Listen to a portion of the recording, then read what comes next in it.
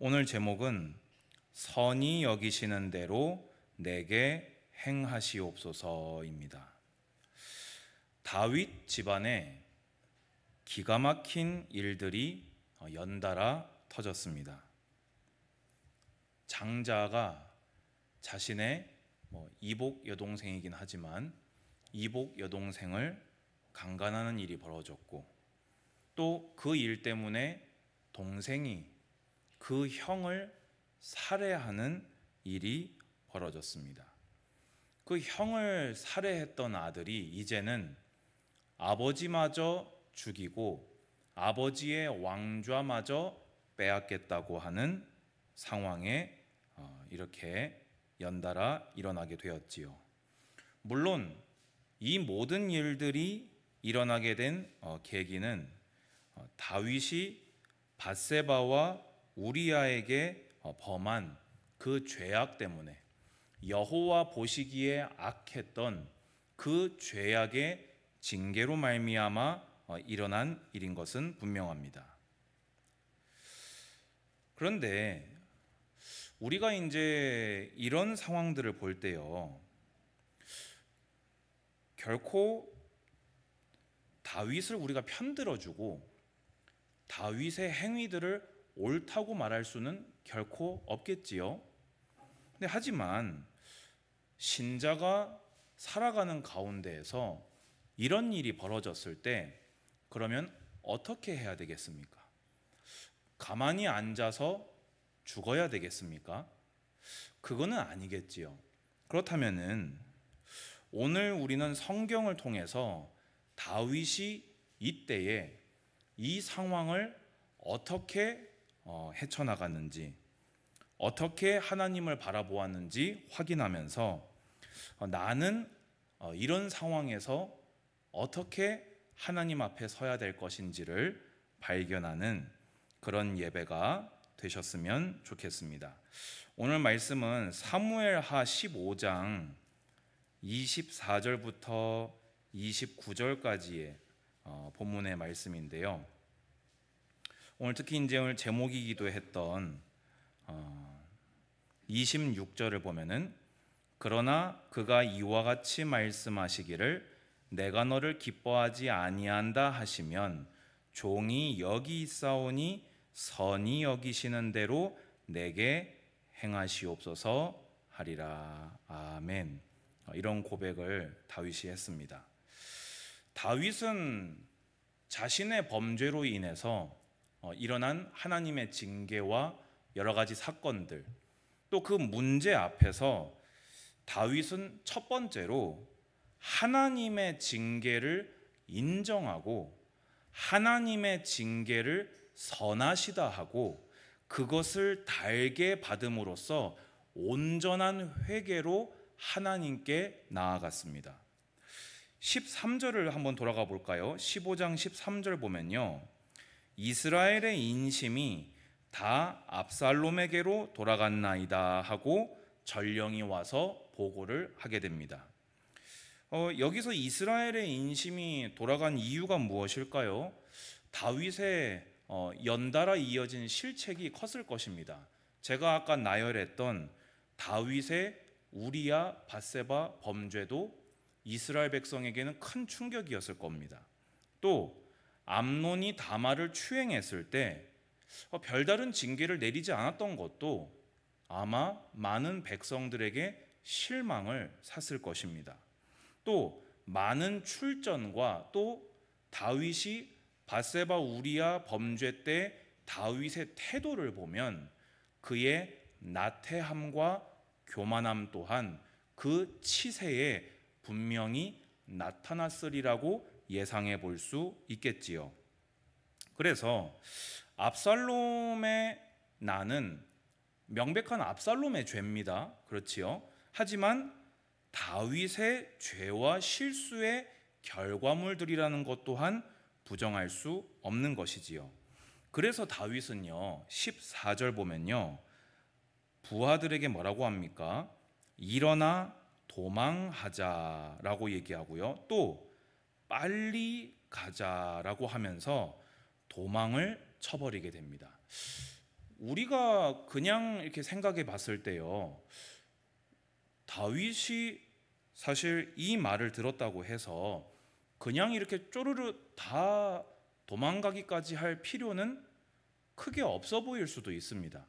물론 이때 이 상황은 우리가 구체적으로 잘 알지 못하기 때문에, 근데 지금까지 다윗이 연전연승하면서 보여주었던, 또 소년 때부터 골리앗 앞에 서서 보여주었던 그 모습과는 판이하게 다른 모습으로 일어나 도망하자, 빨리 가자라고 하면서 자신의 측근들을 재촉하여서 아들 압살롬을 피해서 도망을 치는 모습을 볼 수 있습니다.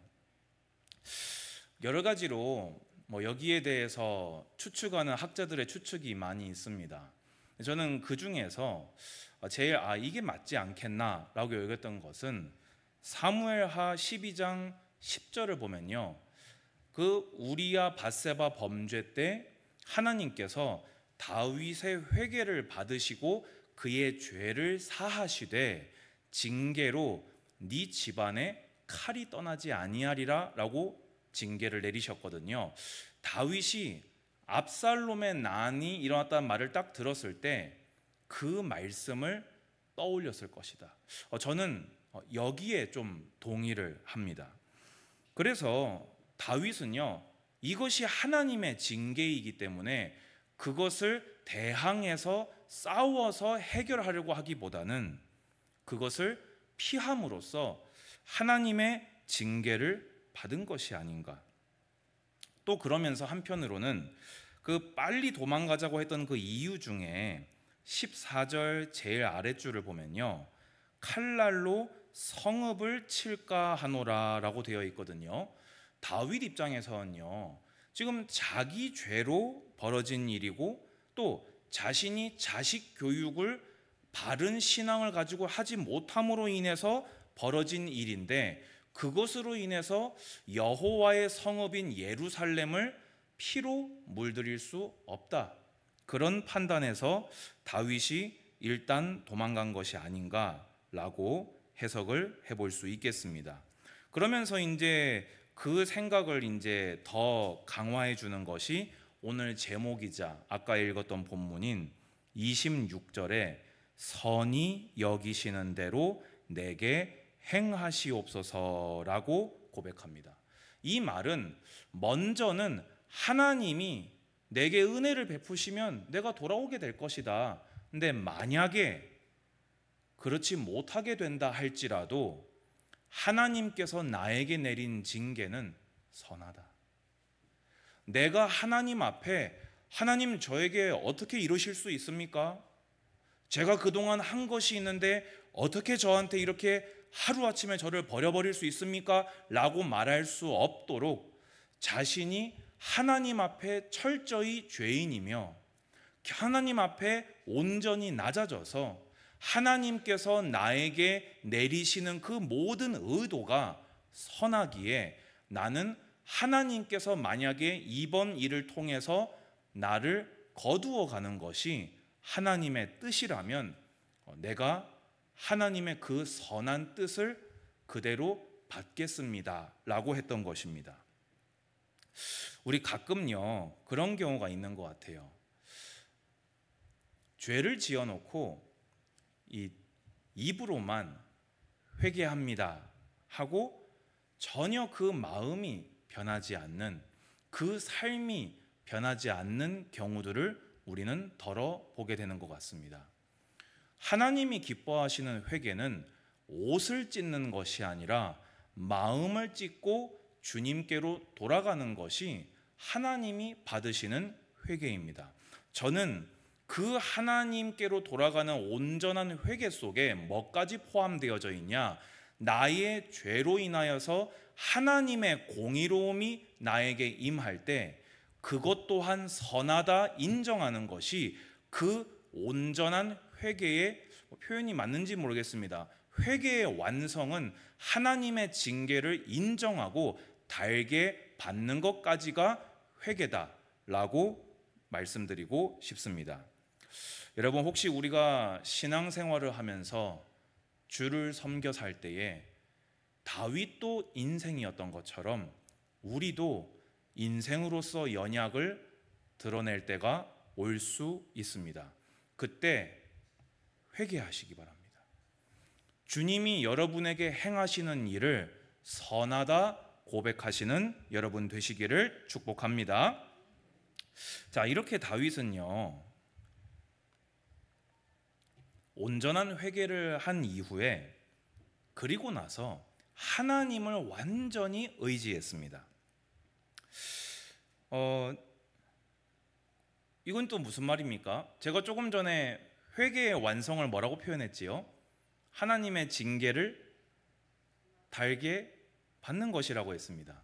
여러분, 그러면 여러분 가운데에서 하나님의 징계를 온전히 감당하실 수 있는 분 혹시 계십니까? 없습니다.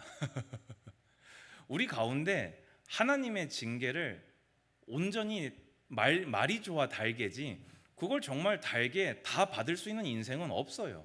그래서 다윗은요, 자신의 죄악을 온전히 돌이켜 회개함과 동시에 지금 나를 이 죄에서 사하시고 나를 구원하시는 분이 하나님 한 분이라는 그 믿음을 가지고 하나님을 바라보았던 것입니다. 19절에서 20절을 볼까요?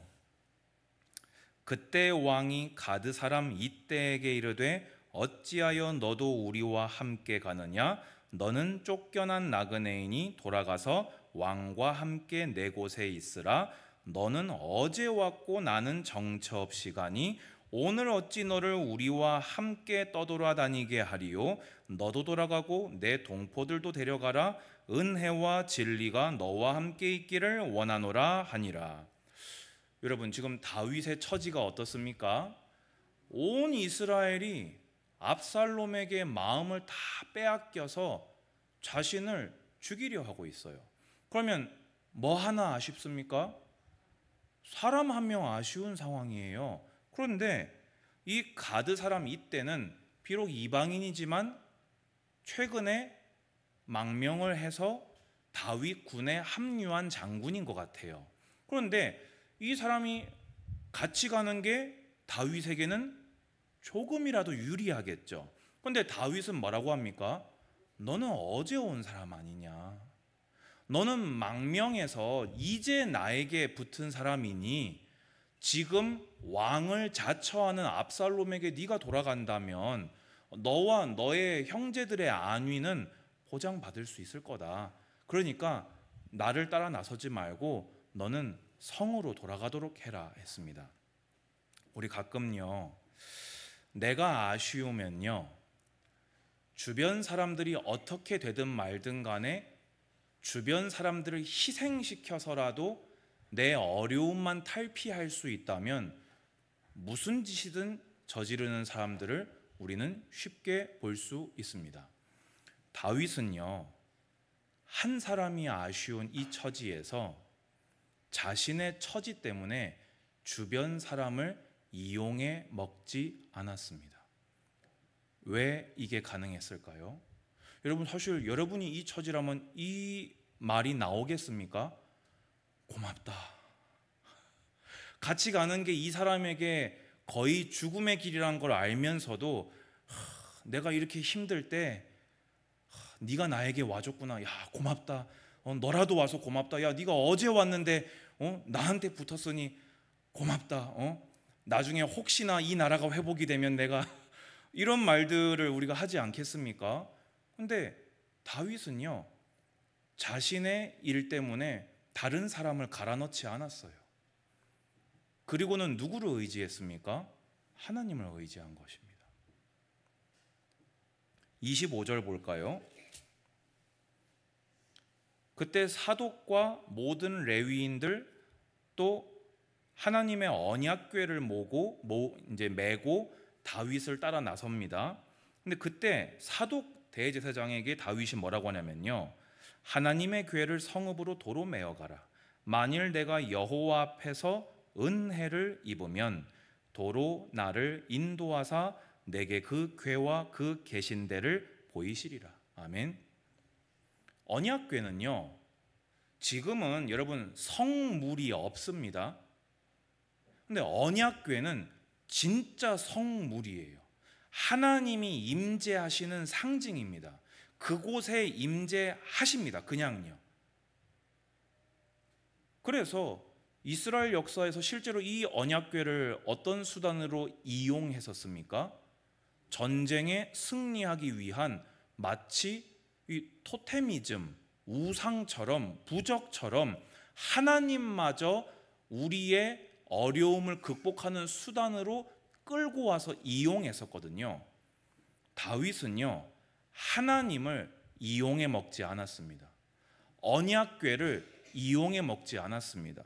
오히려 언약궤가 나를 따라오지 않아야 하고, 언약궤가 따라오지 않아도 하나님이 은혜를 베푸시면 오히려 내가 언약궤가 있는 이곳에 돌아오게 하시리라. 아멘. 그리고 나서 다윗의 억장을 무너지게 만드는 말을 또 듣게 됩니다. 그게 뭐였습니까? 31절입니다. 어떤 사람이 다윗에게 알리되 압살롬과 함께 모반한 자들 가운데 아히도벨이 있나이다 하니. 여러분, 아히도벨은요, 다윗의 연전연승에 엄청난 기여를 했던 다윗의 모사입니다. 지략가예요. 이 사람이 하는 말은 다윗에게 어떻게 여겨졌냐, 온 이스라엘에게 어떻게 여겨졌냐, 선지자가 하나님의 말씀을 받아 예언한 걸로 여겨지는 수준의 지략가였습니다. 그런데 이 사람이 압살롬에게 붙어버렸다는 말을 듣게 된 겁니다. 아히도벨을 통해서 수많은 승리를 거두었던 다윗은 그 아히도벨이 적으로 돌아섰을 때 얼마나 무서운 일들이 일어날 것이라는 것을 금방 알 수 있었습니다. 그때 다윗은 무엇을 하게 됩니까? 여호와여 원하옵건대 아히도벨의 모략을 어리석게 하옵소서 하니라. 아멘. 하나님이 우리가 범죄했을 때 우리가 회개를 하여도 그 죄에 대해서 주님은 징계하실 수 있습니다. 그때 하나님의 징계를 선하다 인정하시기 바랍니다. 그것이 타당하다 인정하시기 바랍니다. 다만 내가 죄인으로서 그 말을 할 근거가 나에게는 없지만 하나님의 언약을 근거하여서 하나님의 언약이신 예수 그리스도를 믿는 믿음으로 그래도 사하시는 분을 의지하오니 내 죄를 사하여 주옵소서. 그래도 나의 선한 목자는 이 상황에서도 오직 주님 한 분이오니 이 죄인을 용서하시고 이 수렁에서 건지시고 인도하여 주시옵소서 라고 간구하는 믿음의 사람들 되시기를 축복합니다. 이거를 가장 못했던 이가 누굽니까? 사울이지요. 사울은요, 그 어떤 것도 하지 않았습니다. 하나님의 징계 방금 들어도 귓등으로도 여기지 않았어요. 그걸로 인해서 징계가 임했을 때 그걸 힘입어서 하나님에게로부터 더 멀어져 버렸습니다. 다윗은요, 하나님의 징계를 선하다 받고 더 하나님께 가까이 붙어 버렸던 것입니다. 그런데 한 가지 오해는 없으셔야 합니다. 다윗이 이렇게 믿음을 고백하면서요, 그에 걸맞는 지혜로운 선택과 준비들 또한 같이 했다는 것입니다. 아까 제가 이제 다윗이 도망간 내용에 대해서 하나님의 징계를 인정한 것이다, 뭐 이런 표현으로 제가 이제 해석을 했었는데요.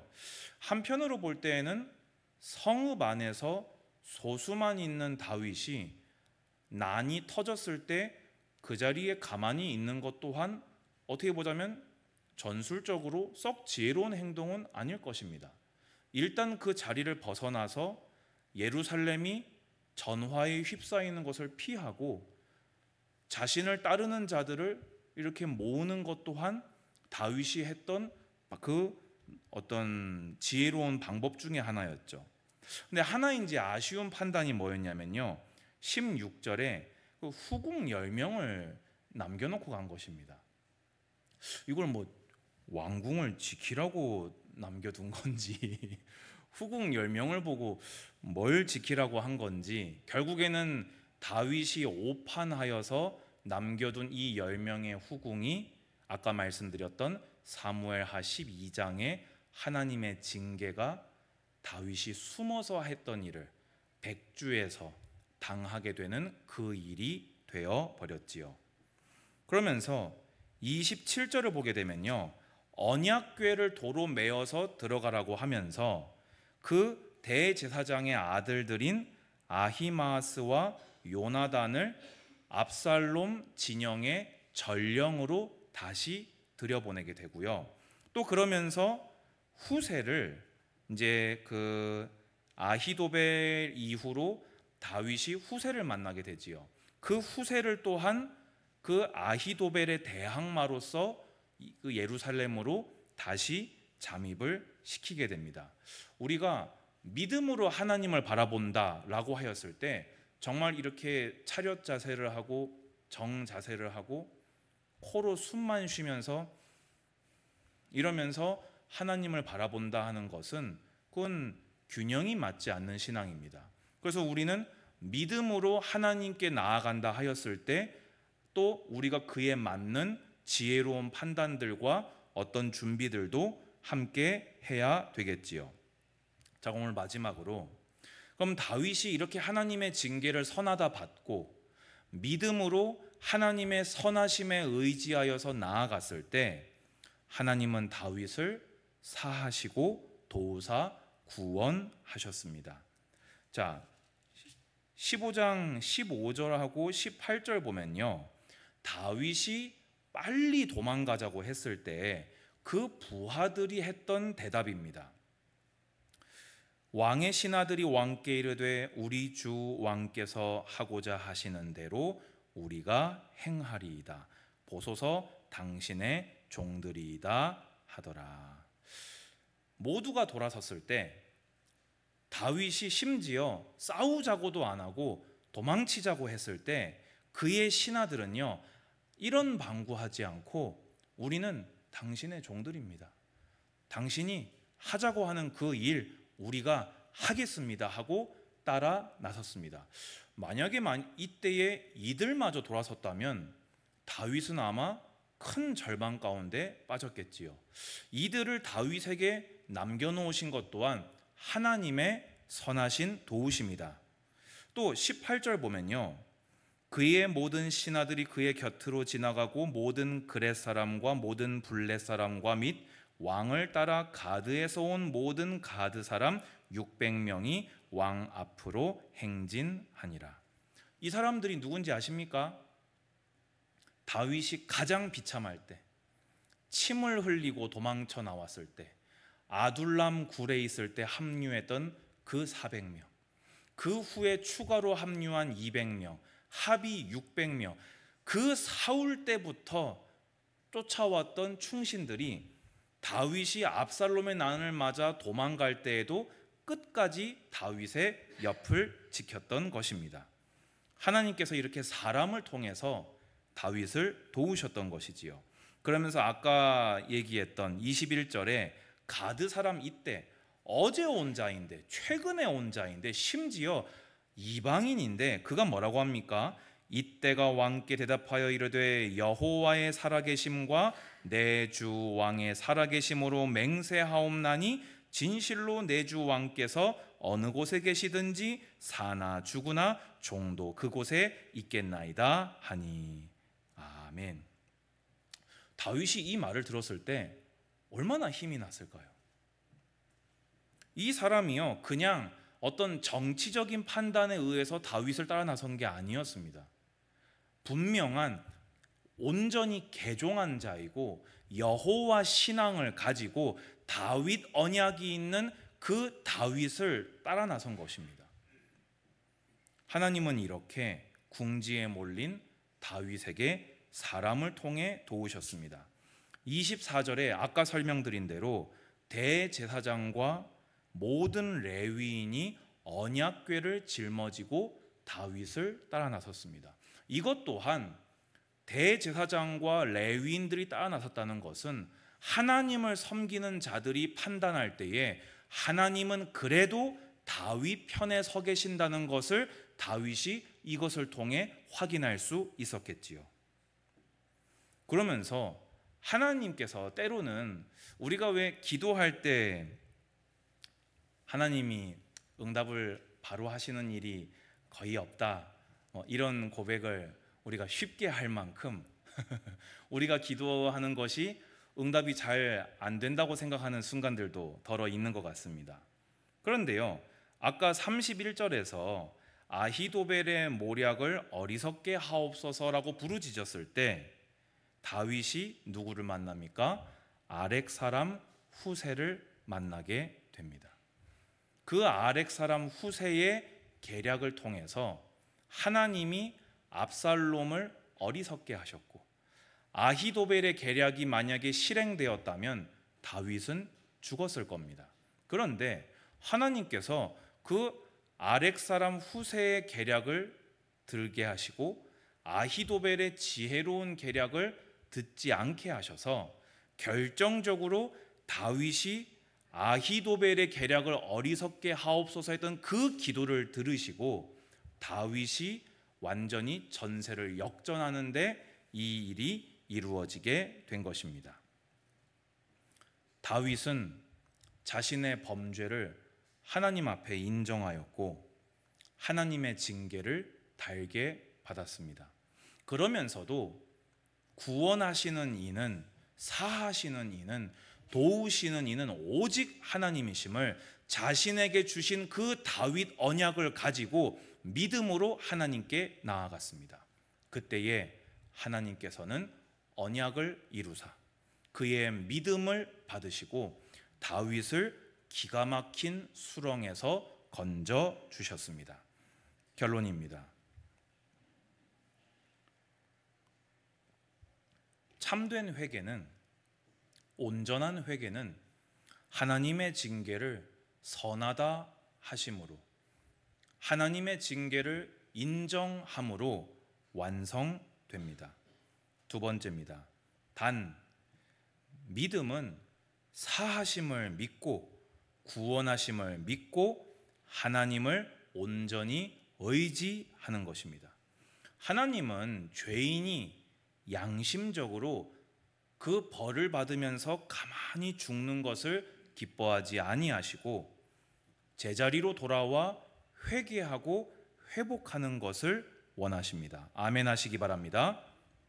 그러면서 이 부분을 볼 때마다 드는 생각이 있어요.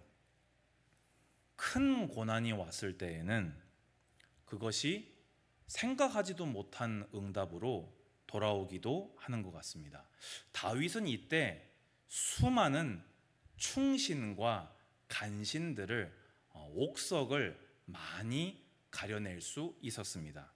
그 600명의 최측근의 용사들, 이때 제사장들, 그리고 후세, 그리고 압살롬, 아히도벨, 동조했던 수많은 자들, 또 이제 이 뒤에 나오는 이 시바 같은 사람들, 시므이 같은 사람들, 이런 모든 것들을 어떻게 보자면 위기였는데 그 위기를 당할 때 그런 많은 옥석들을 또한 가려낼 수 있는 기회가 되게 하셨지요.